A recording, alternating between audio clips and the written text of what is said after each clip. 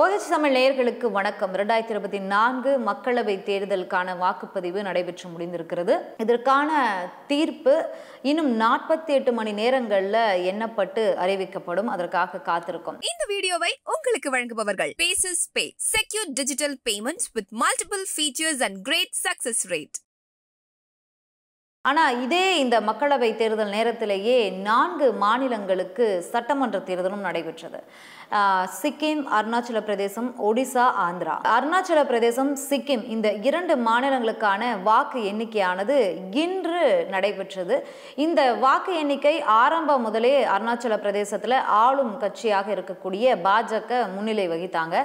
அதுல ஒரு சுவாரஸ்யமும் இருக்கு. என்ன அப்படின்னா, பாஜக வேட்பாளர்கள் 10 பேர் போட்டியின்றி முன்னரே தேர்வு செய்யப்பட்டு விட்டாங்க. ஸோ அதனால மிச்சம் இருக்கக்கூடிய 50 வேட்பாளர்களுக்கான வாக்கு எண்ணிக்கை தான் இன்று நடைபெற்றது.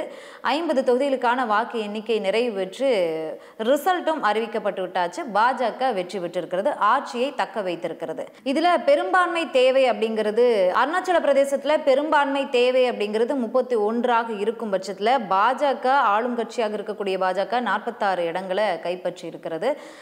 அதுல அந்த 10, அதாவது போட்டியே இல்லாம தேர்ந்தெடுக்கப்பட்டாங்க இல்லையா, அந்த 10 தொகுதியும் அதுல அடங்கும். அந்த 46ல இன்னும் பிற கட்சிகளான தேசிய மக்கள் கட்சி 5 தொகுதிகளையும் 8 தொகுதிகளையும் பிற கட்சிகள் கைப்பற்றியிருக்கிறது. காங்கிரஸ் 1 தொகுதியை கைப்பற்றியிருக்கிறது.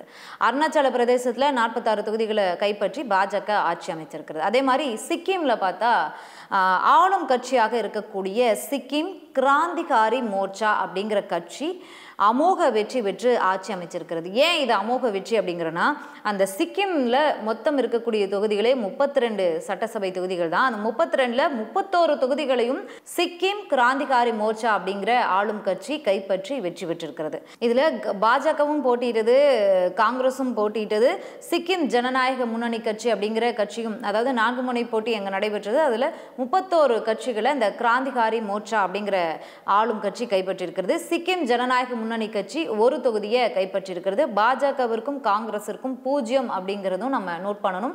அங்க பெரும்பான்மைக்கு 17 தொகுதிகள் தேவையாக இருந்தது.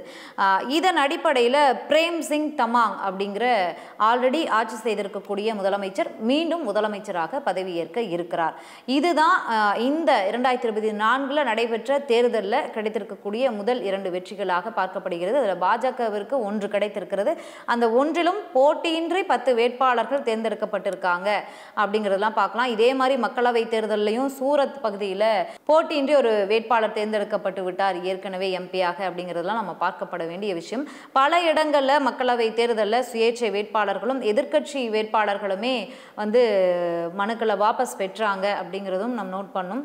சரி, பொறுத்திருந்து ஜூன் 4 அன்னைக்கு என்ன தீர்ப்பு கிடைக்குதுங்கிறத பார்க்கலாம். நன்றி.